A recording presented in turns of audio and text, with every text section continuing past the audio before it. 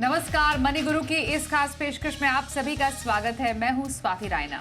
Systematic withdrawal plan यानी SWP के जरिए निवेशक एक तय राशि म्यूचुअल फंड से हर महीने निकाल सकते हैं।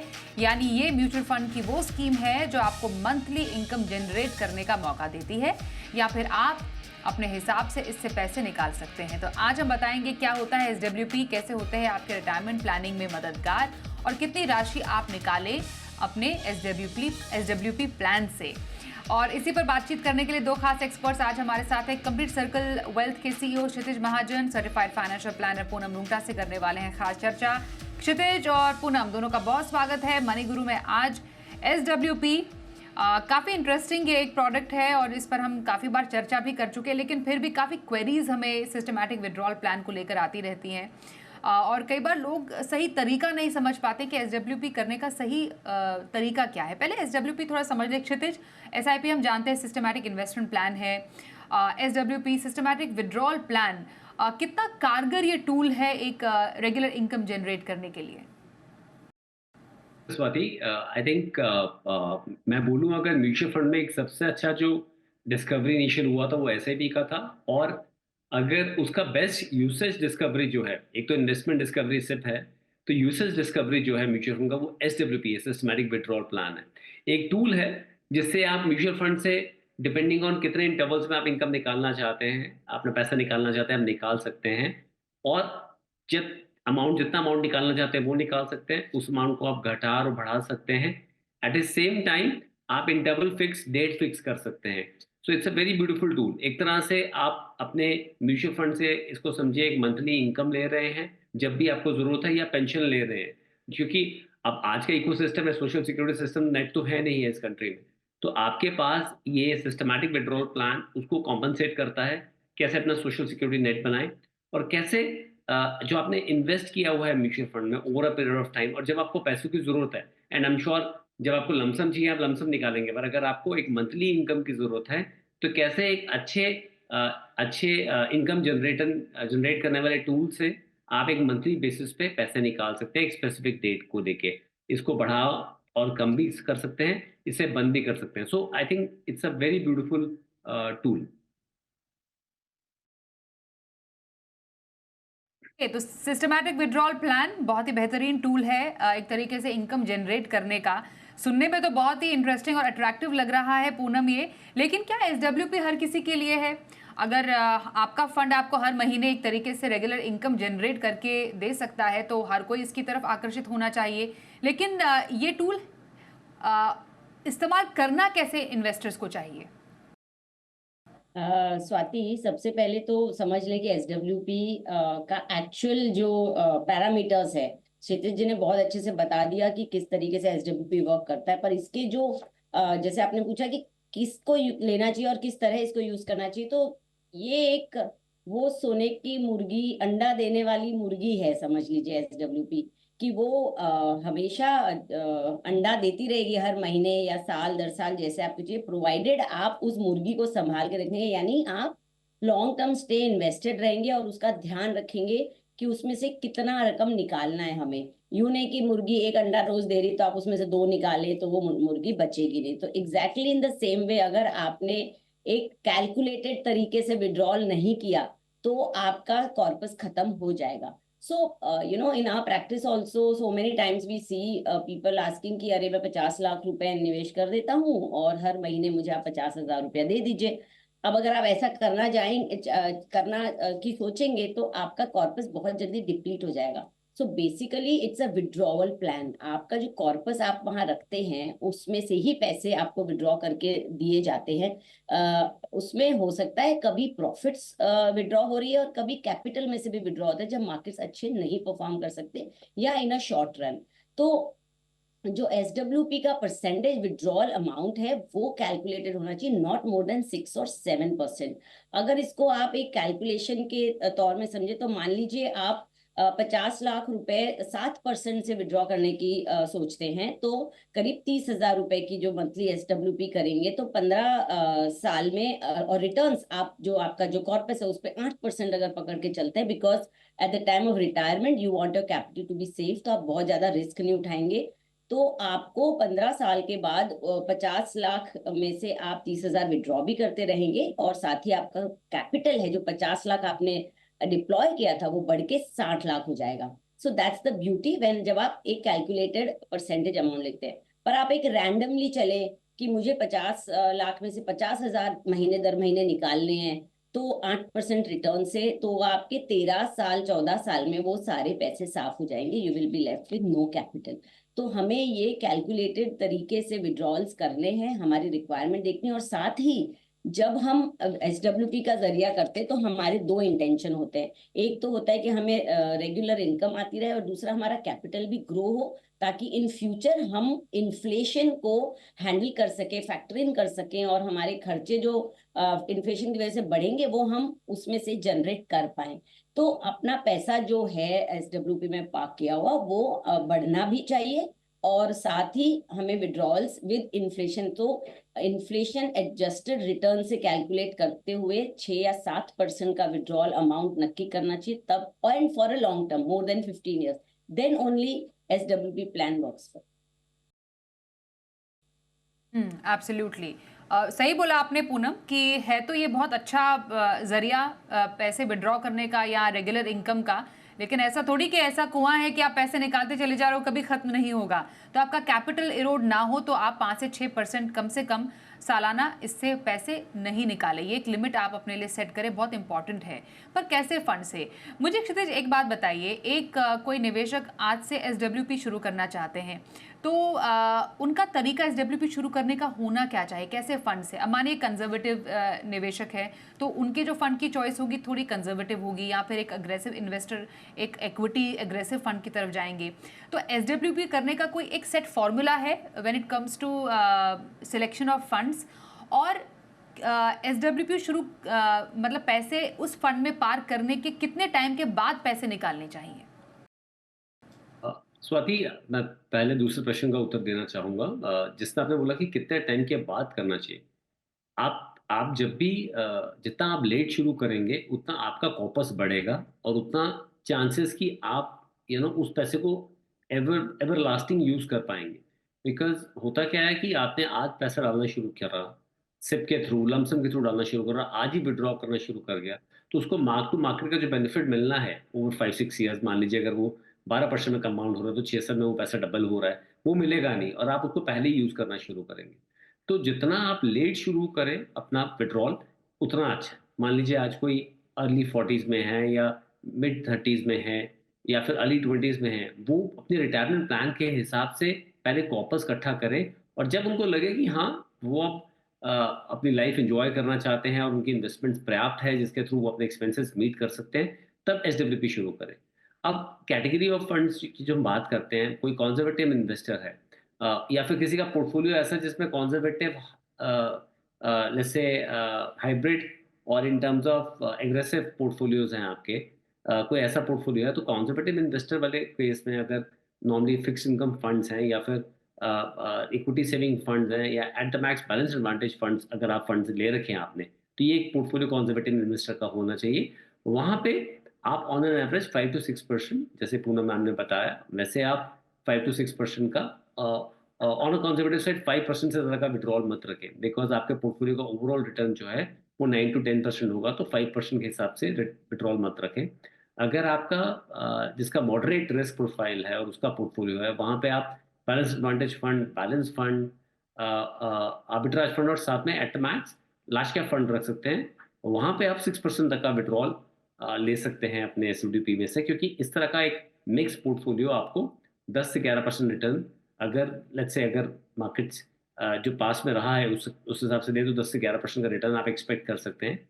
अगर कोई एग्रेसिव इन्वेस्टर है तो वहाँ पे अगर उन्होंने फंड्स ले रखे हैं, जो मिक्स है आपका, एक एक बैलेंस फंड का, साथ में लार्ज कैपिश, flexi cap, focus, large and mid cap, मिड और स्मॉल कैप फंड का है, वहाँ पे आप जो ज़्यादा मेजर विड्रॉल जो है अपना, वो आप एग्रेसिव कैटेगरी में थोड़ा कम रखें, मतलब स्मॉलर मिड कैप में विड्रॉल कम रखें, बाकी जगह विड्रॉल थोड़ा ज़्यादा रखें, बट ऑन एन एवरेज 6% से ऊपर का विड्रॉल नहीं रखें। तो उस केस में आप 11-12% या थोड़ा ज़्यादा रिटर्न जनरेट कर सकते हैं। तो तो इरिस्पेक्टिव ऑफ दैट आप 6-7% विड्रॉल कर भी रहे हैं पर आपका पोर्टफोलियो का लेवल कम नहीं होगा। सो आई थिंक ये एक मिक्स कैटेगरी ऑफ फंड्स आप कैटेगरी के हिसाब से चूज कर सकते हैं। बिल्कुल। अब मुझे बताइए Poonam, usually SWP regular income का ये जो जरिया है वो रिटायरमेंट प्लानिंग के लिए काफ़ी सटीक माना जाता है। रिटायरमेंट पर्पस के लिए एसडब्ल्यूपी के फ़ायदे क्या है एक तो, और इसको सही तरीके से इस्तेमाल कैसे किया जा सकता है? अगर आप थोड़ा सा किसी एग्जाम्पल के जरिए बता पाएँ। एक 55 साल की कोई व्यक्ति है, 60 साल के व्यक्ति है, एसडब्ल्यूपी करना चाहते हैं रेगुलर इनकम के लिए आफ्टर 60, तो कैसे सही ढंग से इस टूल का इस्तेमाल करें? तो अगर आप इन स्पेसिफिक कैटेगरी रिटायरमेंट के लिए यूज करना चाहते हैं, सबसे पहले तो ये मिथ है कि एसडब्ल्यूपी सिर्फ रिटायरमेंट के लिए यूज करनी होती है। कोई भी ऐसी जरूरत हो, जैसे कि कोई जैसे फ्रीलांस काम करने वाले हैं या होम मेकर्स हैं, कोई भी इस तरह का रिक्वायरमेंट हो जहाँ मंथली पैसे चाहिए और आपके पास कॉर्पस है, तो आप कभी भी एसडब्ल्यूपी शुरू कर सकते हैं। जरूरी नहीं कि आपको 60 साल के होने के बाद ही आप एसडब्ल्यूपी का फायदा उठा सकते हैं। So SWP is a path to generate regular income, वो कोई भी उसको शुरू कर सकता है।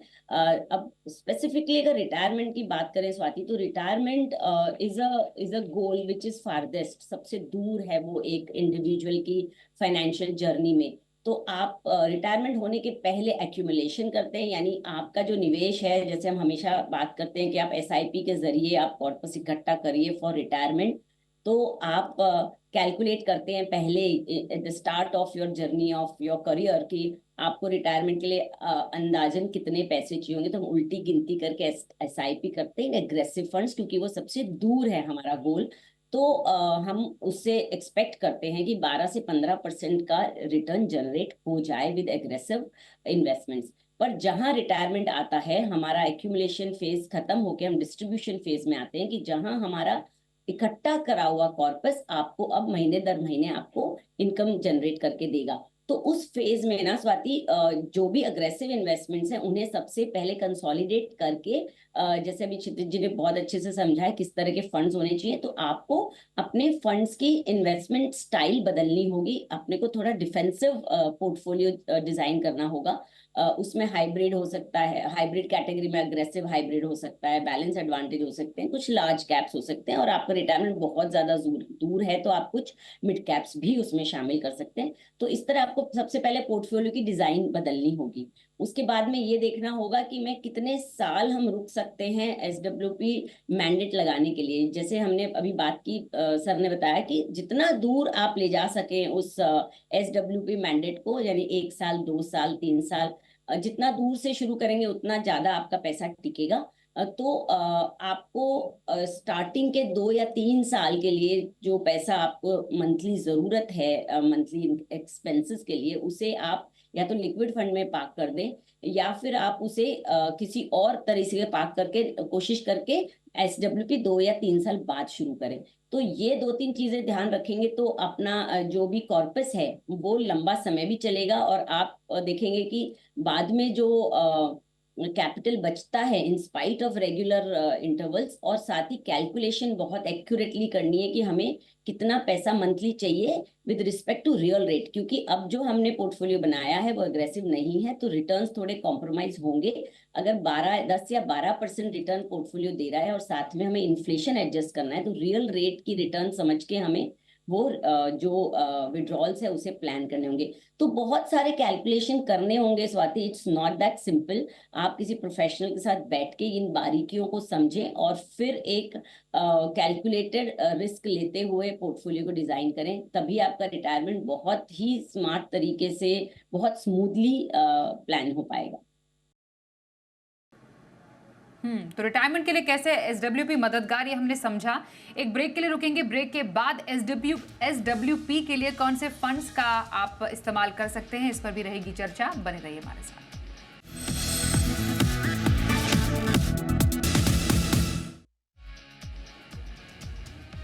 एसडब्ल्यूपी यानी सिस्टमैटिक विड्रॉल प्लान के बारे में आज हम जान रहे हैं। हमारे साथ है पूनम रूंगटा और क्षितिज महाजन से हम कर रहे हैं आज खास बातचीत। रिटायरमेंट के लिए एसडब्ल्यूपी कितनी कारगर और फायदेमंद, ये हमने समझा। क्षितिज, मैं आपसे ये जानना चाहूँगी, यूजुअली हम रिटायरमेंट के बाद जब एसडब्ल्यूपी का इस्तेमाल करना चाह रहे हैं, एक तो हमें कैश फ्लो भी चाहिए और पैसों को ग्रो भी करना है। तो क्या स्ट्रैटेजी, अगर हम एक बकेट स्ट्रैटेजी के लिहाज से आपसे समझें एसडब्ल्यूपी की, तो वो क्या रहेगी? बहुत अच्छा प्रश्न है स्वाति। ये बेसिकली हम हमेशा रिटायरमेंट की बात तो करते हैं, एसडब्ल्यूपी से लिंक करते हैं, पर एसडब्ल्यूपी कारगर साबित हो सकता है आपका एक शॉर्ट टर्म गोल के लिए भी।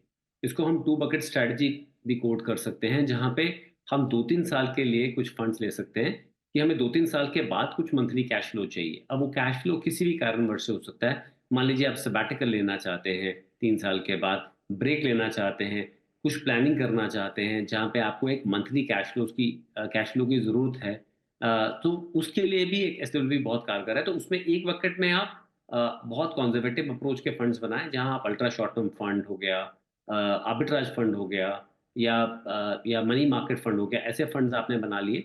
और एक स्ट्रेटजी में जो आपका लॉन्ग टर्म, जो मैंने बोला जैसे 10 ईयर प्लस गोल स्ट्रेटजी है, वहाँ पे आपने डिपेंडिंग ऑन कि आपका कितना टाइम फ्रेम है और रिस्क एपेटाइट क्या है, तो फ्रॉम इक्विटी सेविंग से लेके आर्बिट्राज फंड से लेके आप hybrid equity fund, balance advantage funds, active equity large cap funds और various category of other equity mutual funds आप कैटेगरी के अपने रिस्क एपेटाइट के हिसाब से बना सकते हैं। अब ये दो कैटेगरी अगर आप बनाते हैं, तो जितना छोटा छोटा भी आप जोड़ते हैं, आप समझिए आज अगर आप बैंक में पैसा रख रहे हैं, तो बैंक में आपको 2.75-3 के आसपास का मंथली सेविंग इंटरेस्ट मिल रहा है।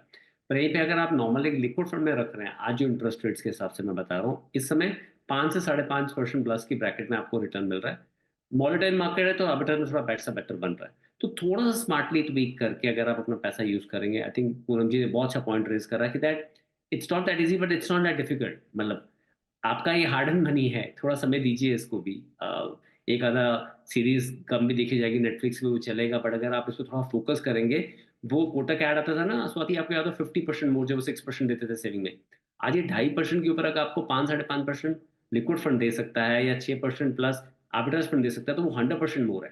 तो थोड़ा स्मार्टली करेंगे तो आपका छोटे टाइम का बकेट भी अच्छा बन जाएगा, और लॉन्ग टर्म के लिए मैंने जैसे बताया उन कैटेगरीज में आप इन्वेस्ट कर सकते हैं। ओके। अ, पूनम, ज़रा ये बात बताइए, हम जो भी फंड्स की बात करें हैं एसडब्ल्यूपी के लिए, वो बैलेंस एडवांटेज या हाइब्रिड कैटेगरी के फंड है, या फिर इमीडिएट कैश रिक्वायरमेंट के लिए आप लिक्विड फंड या अल्ट्रा शॉर्ट टर्म फंड में पैसे डाल सकते हैं। बेसिकली डेट हाइब्रिड फंड में ज़्यादा बेटर रहता है उन ऐसे फंड से एसडब्ल्यूपी करना।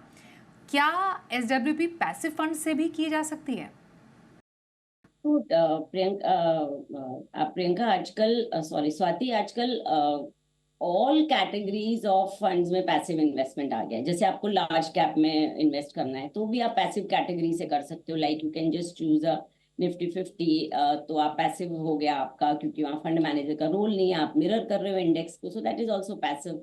और same way in the debt also you can choose passive fund. So अगर आपको पैसिव कैटेगरी में जाना है तो डेफिनेटली आपको लॉन्ग रन का आपका नजरिया रखना होगा, क्योंकि इन जो इंडेक्स फंड्स है वो उसमें कॉस्ट भी लो लगती है, और वो ऐसा कैसा मिरर होता है इंडेक्स, तो definitely passive also can be a part of your SWP portfolio. जैसे हम बात करते हैं हमेशा डाइवर्सिफिकेशन की, eight the time of accumulation हमें एसडब्ल्यूपी के मैंडेट यानी जो रिटायरमेंट फेज के गोल के लिए हमें एसडब्ल्यूपी करनी है, तो उसमें भी पोर्टफोलियो जरूर बनाना चाहिए। जैसे अभी बहुत अच्छे से सर ने समझाया कि किस तरीके से शॉर्ट मीडियम लॉन्ग टर्म का आप अलग अलग नजरिया रख सकते हैं, बिकॉज रिटायरमेंट भी उतना ही लंबा होता है।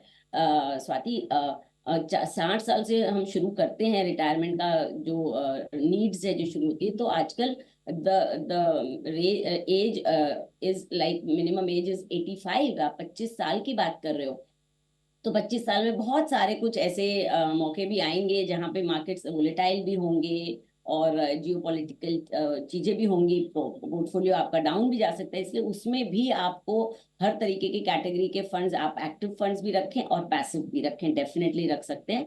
और किसी सलाहकार से मिलके ये पोर्टफोलियो बनाएंगे और टाइम टू टाइम रिव्यू भी करते रहेंगे, वो भी उतना ही जरूरी है इन अ रिटायरमेंट फेज ऑल्सो। तो ये रहे आपके लिए कि कैसे फंड्स आपको चूज करने चाहिए एसडब्ल्यूपी के लिए। अब बताइए फंड्स रिकमेंडेशंस कौन सी रहेगी? क्षितिज, यूँ तो बहुत सारे फंड्स हैं हाइब्रिड और डेट कैटेगरी की हमने बात की, पर आप की नज़र में, आपके लिस्ट में SWP के लिए अच्छे फंड्स कौन से हैं? अब कई कैटेगरीज के हैं अगेन कोई कोई अगर मॉडरेट रिस्क प्रोफाइल का है तो उन्हें हाइब्रिड फंड्स ही लेने चाहिए। आईसीआईसी का है, एचडीएफसी का है, निपॉन का है, टाटा का है, आदित्य बिरला का है, सो एसबीआई का है। तो ये हाइब्रिड, इनके इक्विटी हाइब्रिड फंड्स हैं, आप इसमें लग सकते हैं। 10-11% दे आर कैपेबल ऑफ, अगर जो पास्ट में देखा है हमने, उतना वो जनरेट कर सकते हैं अगर 70% प्लस इक्विटी एलोकेशन है यहाँ पे तो। और इस समय फिक्स इनकम का भी बेनिफिट इस समय मिलेगा रेट कट का। अदरवाइज अगर आप थोड़ा एग्रेसिव हैं तो आप कुछ long term equity fund HDFC का फ्लेक्सी कैप ले सकते हैं। आईसीआईसी में आपका वैल्यू डिस्कवरी है, फ्लैगशिप फंड है उनका, वो देख सकते हैं। एसबीआई का फोकस है, तो बहुत बहुत मिक्स बैग है जहाँ पे आप देख सकते हैं। मेरा रिक्वेस्ट बस ये रहेगा कि आप ओवरऑल जब भी एलोकेशन लेते हैं तो 50-30-20 लें। अगर आप अपने 20s 30s में 50 आपका लार्ज कैप होना चाहिए, 30 मिड कैप, 20 स्मॉल कैप। और अगर आप एग्रेसिव प्रोफाइल में हैं, पर कई लोग सिर्फ 20% स्मॉल कैप फंड में ही लगा देते हैं। प्लीज ये ओवरऑल बास्केट के ऊपर एलोकेशन मैं बता रहा हूँ, आप ये नोट करें। क्योंकि 20% आप स्मॉल कैप ले रहे हैं पर आपको flexi cap, multi cap fund के थ्रू भी स्मॉल कैप का एक्सपोजर मिलता है। सो आप ओवरऑल 20% ऊपर एक्सपोजर मत लें, क्योंकि वो उतना आप रिस्क ले रहे हैं अपनी बास्केट के लिए, which is okay. But large cap भी उतने कैपेबल हैं आपके लिए अच्छा डिलिवरेबल्स देने के लिए। तो 50-30-20 एक पर्याप्त एलोकेशन है एंड उसके अंदर आप फंड चूज कर सकते हैं। और पूनम, आपको कौन से फंड्स पसंद है सिस्टमैटिक विड्रॉल प्लान के लिए? तो I definitely go with Kshitij sir's recommendations. बिल्कुल इसी तरह पोर्टफोलियो बास्केट बनानी चाहिए, depending on the risk appetite और कितना समय है जो एसडब्ल्यूपी लगा रहे हैं। अगर रिटायरमेंट का 60 ईयर से शुरू हुआ है और you are going up till 85 with that, तो आपको डेफिनेटली कुछ उसमें रिस्की प्रोडक्ट्स अप टू 10-20% हो सकते हैं। अदरवाइज मुझे लगता है aggressive hybrid funds like Edelweiss का एग्रेसिव हाइब्रिड फंड या आईसीआईसी प्रूडेंशियल का इक्विटी एंड डेट फंड, इस तरह के फंड्स, और साथ ही आप बैलेंस एडवांटेज फंड का भी फायदा ले सकते हैं। और ये फंड्स ना ही इन द पास्ट अच्छे रिटर्न्स दिए, डबल डिजिट रिटर्न्स, बल्कि टैक्स के हिसाब से भी ये इक्विटी कैटेगरी में आते हैं। तो टैक्स का कैलकुलेशन होना भी बहुत जरूरी है कि कहीं ऐसा ना हो कि आप एग्जिट लोड भी लगा रहे हैं, टैक्स भी भर रहे हैं। तो ओवरऑल हर तरीके से कैलकुलेशन करके मुझे लगता है एक कंजर्वेटिव मॉडरेट पोर्टफोलियो होना चाहिए फॉर द रिटायरमेंट, बिकॉज हमें कैपिटल के साथ ज्यादा रिस्क नहीं लेनी चाहिए। ओके, तो ये कुछ पसंदीदा फंड्स है पूनम के एसडब्ल्यूपी के लिए। तो सिस्टमैटिक विड्रॉल प्लान क्या है, क्या सही तरीका है, किन के लिए है, सिर्फ रिटायरमेंट के लिए ही नहीं, आपके अलग अलग ज़रूरतों के लिए भी सिस्टमैटिक विड्रॉल प्लान एक बेहतरीन टूल है। पर एक सही तरीके से विड्रॉल प्लान कीजिए, 5 से 6% से सालाना ज़्यादा आप पैसा ना निकालिए, कैपिटल ग्रो होने दीजिए। और कौन से फंड से करें ये हमने समझा आज। क्षितिज और पूनम, बहुत धन्यवाद आपका मनी गुरु में हमारा साथ देने के लिए। रुकते एक छोटे से ब्रेक के लिए भी, देखते रहिए जी बिजनेस।